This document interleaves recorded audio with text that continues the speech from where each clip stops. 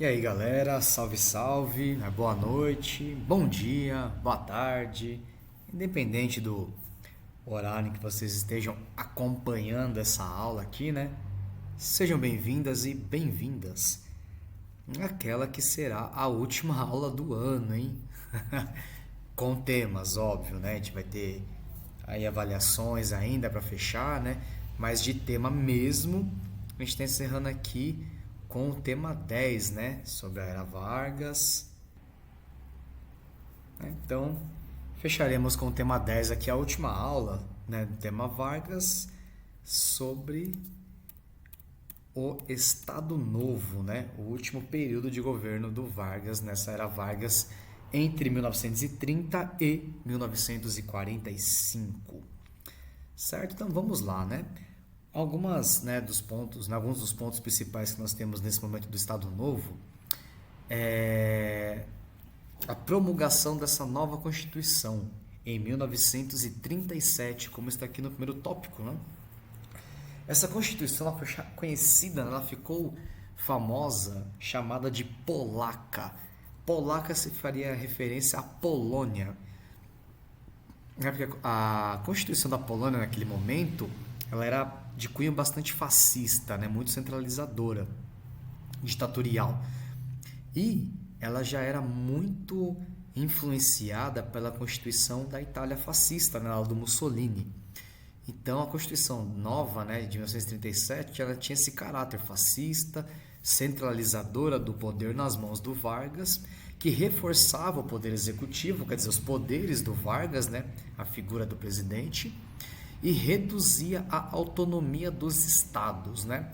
O estado, né, o Brasil é uma república federativa, na qual os estados têm bastante autonomia, né, para defender, né, para ter algumas leis próprias, e nesse momento ele tirou totalmente a autonomia dos estados, né?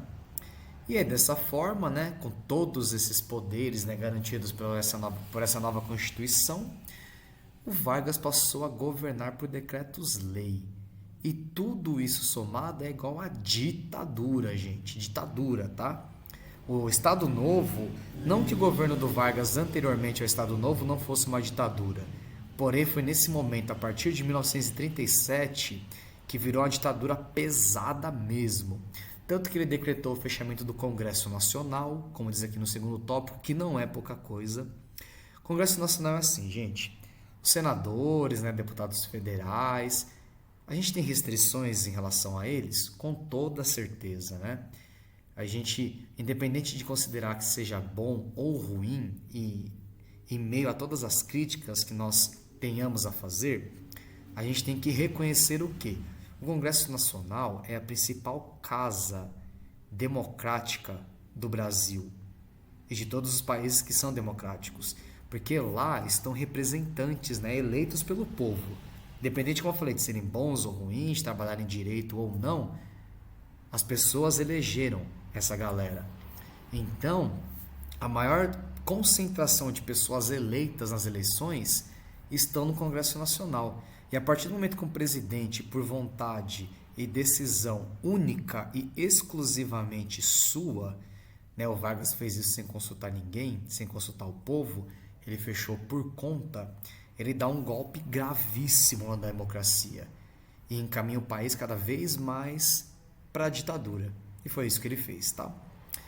Proibiu o direito de greve, que também é um jeito, né, de impedir manifestações contrárias ao governo, né, manter um controle cada vez mais eficaz, mais forte, mais rígido em relação à população. Outra coisa, né, ele intensificou a política trabalhista. A gente já tinha visto, né, nas aulas anteriores que ele criou uma série de leis, né, trabalhistas que não existiam antes, importantes, né, a gente tem que fazer a crítica ao Vargas, mas também saber reconhecer aquilo que foi feito de importante. Porém, continuava tendo essa relação entre governo e trabalhadores, com os trabalhadores sendo submissos ao governo, né? Tanto que diz que os sindicatos, que são uma ferramenta, né, são instituições muito fortes na luta por direitos trabalhistas, né, e que geralmente enfrentam governos também, eles ficaram sob total intervenção governamental, quer dizer, totalmente submissos ao governo Vargas, né, ao governo presidencial, porque era uma ditadura, né, gente? E essa consolidação das leis trabalhistas veio com o estabelecimento do salário mínimo em 1940, que é muito importante, é algo muito positivo. Nenhum trabalhador mais ou trabalhadora poderiam trabalhar recebendo menos do que o salário mínimo, né? Como o nome já diz, salário mínimo, ninguém pode ganhar abaixo do mínimo. Então isso foi importante, tá? Outro ponto positivo é para o Vargas. Só que aí, né, é o ditador populista, ele faz uma coisa bacana pro povo para ficar com a média, né, tal, né, com moral alto, mas vai lá e dá uma pancada, né, tipo, pau, socão. E aí teve a criação do DIP, como tá aqui, né, nesse quinto tópico. O DIP era o Departamento de Imprensa e Propaganda. Era um órgão do governo federal, né, do governo Vargas, que tinha o objetivo de aumentar a censura. Quer dizer, né, o que é a censura mesmo? É a análise de materiais que serão divulgados e que terão grande repercussão, que muitas pessoas terão acesso. E essa análise era feita antes desses materiais serem lançados, justamente para autorizar se eles poderiam ser lançados ou não. Então, uma música, vamos pegar a letra da música. Se a música fala contra o governo ou contra os costumes que esse governo prega, ela vai ser barrada, ou vai ser totalmente cancelada, ou algumas coisas na letra dessa música terão que ser mudadas. Então, um roteiro de filme, uma notícia, né? E por aí vai. Qualquer jornal, né? Qualquer que fosse essa forma, né, de atingir as pessoas, que fosse de grande circulação, a censura avaliava e acabava censurando, né? Censurar é não permitir a divulgação, ok? E a propaganda política também era responsabilidade do DIP. Para quê? Para enaltecer a figura do Vargas, né? O Vargas tinha que ser o cara da hora, o cara sangue bom, o cara firmeza total, né? O pai dos pobres, como ele era conhecido, né? Da risada, que é engraçado, né? E aí, quer dizer, a figura do Vargas tinha que ser cada vez mais enaltecida para a galera pagar mais pau para ele, né? Então, para ele ter cada vez mais apoio, cada vez mais simpatia. Então, era isso que acontecia, né? A partir do DIP, certo? Outra questão, né? Nesse momento, a partir do Estado Novo, houve um aumento das relações e um alinhamento ideológico ainda maior do governo Vargas, pasmem, né?